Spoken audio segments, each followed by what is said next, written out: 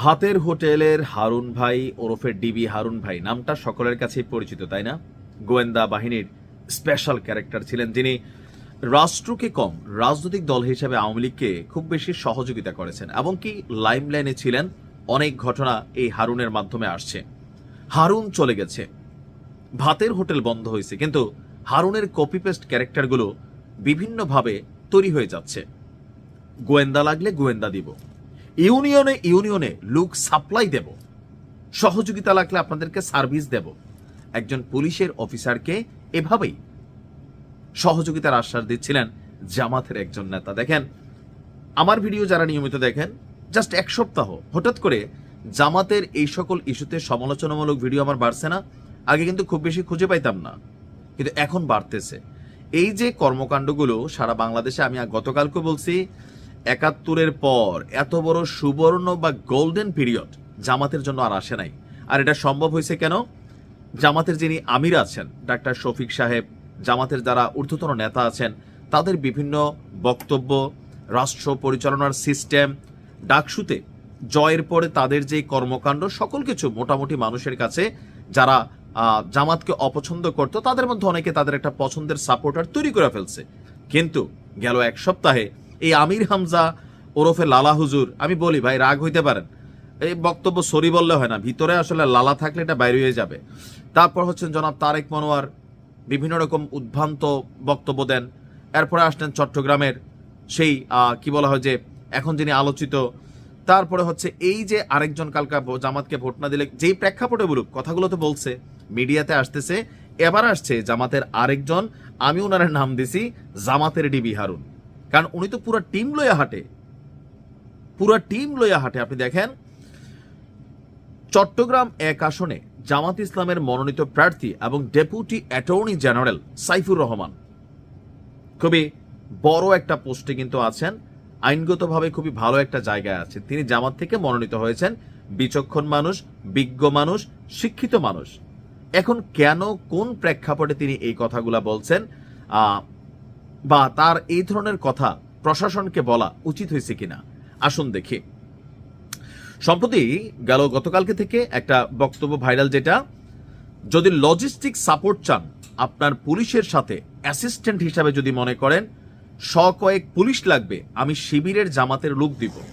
তো এটা কি কোনো সিস্টেম হয়? তাহলে বিএনপি প্রস্তাব দিবে যে ভাই আমরা ২-৪ হাজার দিব, জামাত তো বলছে কর্মী কম, বিএনপির বেশি, তারা দিব।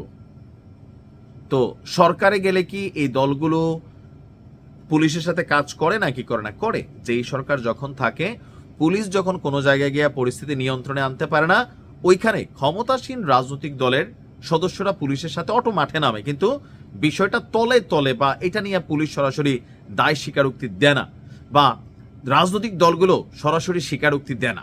তারা বলে যে আমরা একটা প্রোগ্রাম ছিল সেইখানে গেছি। কিন্তু তিনি বলছেন যে যদি অ্যাসিস্ট্যান্ট হিসাবে মনে করেন কয়েক পুলিশ লাগবে, আমি শিবিরের জামাতের লোক দিব। যদি আপনারা মনে করেন যে গোয়েন্দা লোক লাগবে, আপনি ইউনিয়ন ভিত্তিক টিম গঠন করলে আমি স্পেশালি লোক সাপ্লাই দিব। তার মানে জামাতের মধ্যে একটা গোয়েন্দা সেল আছে, আর এই সেল সম্পর্কে আমরা ততটা জানি না যতটা ওনার কথায় জানলাম। গেল ২০ নভেম্বর বিকেলে মিরসরাই থানা থেকে এই ভিডিওটা ধারণ করা হয়েছে।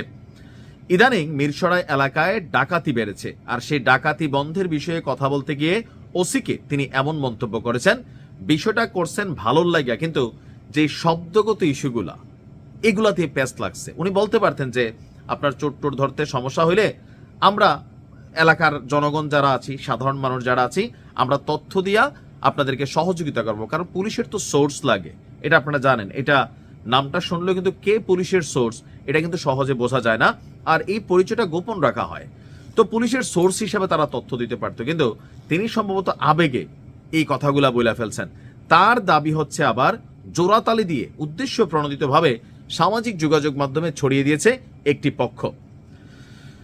ভিডিওতে শোনা যায়, কার্যকরী উদ্যোগ নিলে ওসির পাশে থাকার আশ্বাস দিয়ে সাইফুল ভাই বলছিলেন যে আপনারা কি কাজ করেন, আপনাদের টিমটা কোথায়, এই সামগ্রিক বিষয়ে আসলে আপনাদের বক্তব্য একটু আসা দরকার। আমরা সত্যিকার অর্থে সহযোগিতা করতে চাই।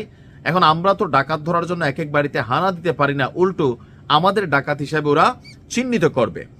তো ওসি সাহেব যিনি ছিলেন তিনিও বলছেন যে হ্যাঁ, এই মুহূর্তে আমাদের আপনাদের সহযোগিতা দরকার। 15টা দিন সহযোগিতা করেন, দেখেন কি রেজাল্ট আসে। যেই প্রস্তাবটা দিচ্ছেন এটা নিয়ে তিনি খুশিও হয়েছেন।